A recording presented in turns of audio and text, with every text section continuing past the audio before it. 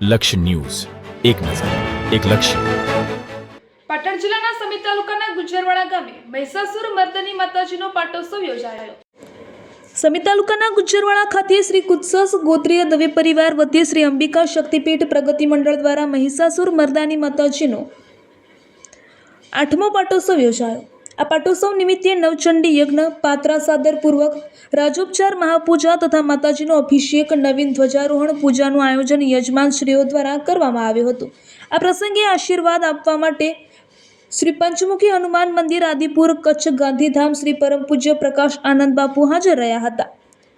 કુત્સસ ગોત્રીય દવે વટવૃક્ષ પરિવારના સભ્યો મોટી સંખ્યામાં ઉપસ્થિત રહી દર્શન તથા ભોજન પ્રસાદનો લાભ લીધો હતો.